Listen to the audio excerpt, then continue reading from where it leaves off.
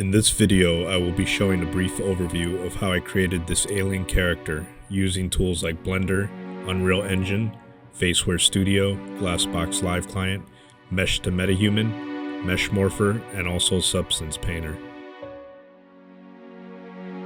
I begin by using Blender's sculpt tools to create the alien head.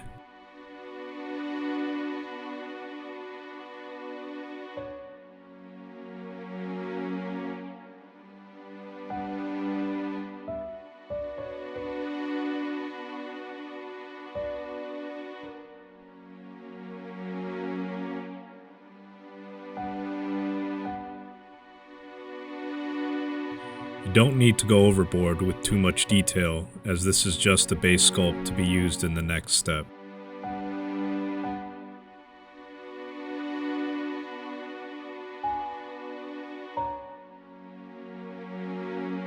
In Substance Painter, I add some basic colors.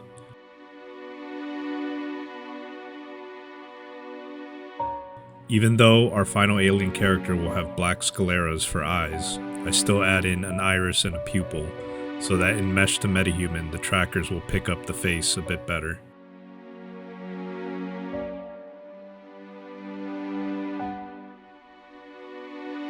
Once in Unreal Engine, I import my alien head mesh along with the textures I made in Substance. I create a new material shader with these textures. Also, make sure to have the MetaHuman plugin activated to bring your mesh into this control panel and track.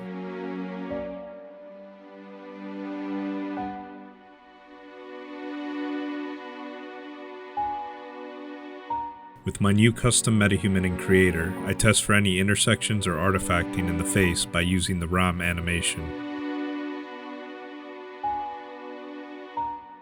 I use the region influence slider to get rid of any problems. The extreme modifications we will make in the next step. Using the Meshmorpher plugin, I export an OBJ file, which I will bring into Blender, to further modify things like the eyes, mouth, and ears. You have to make sure for things like the eyes to keep the pivot point centered when scaling up. If you don't, you may get incorrect deformations in the final MetaHuman morphs. I also try and keep things like the mouth and teeth roughly in the same areas, even though I'm shrinking them a bit. Once I have my modified OBJ, I bring it back into Meshmorpher in Unreal. This creates a new morph target, which I modify the MetaHuman blueprint to be driven at runtime. I check to make sure the face ROMs work correctly. Some stuff can be corrected within Meshmorpher's toolset. Otherwise, you can re-export another OBJ from Meshmorpher and modify in Blender, then re-import and test again. Now that I have my custom MetaHuman set up, I export FBXs of the face and body to bring into Blender to sculpt in more details.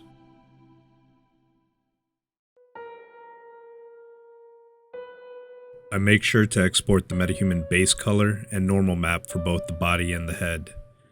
In Substance, I am going to be baking the detailed sculpt and combining it with the original MetaHuman normal map. I will also be blending the original base color map with my new textures. I import the new base color and normal map textures, and update these textures into the correct slots in the MetaHuman materials. Doing my final tweaks here on the skin and the eyes.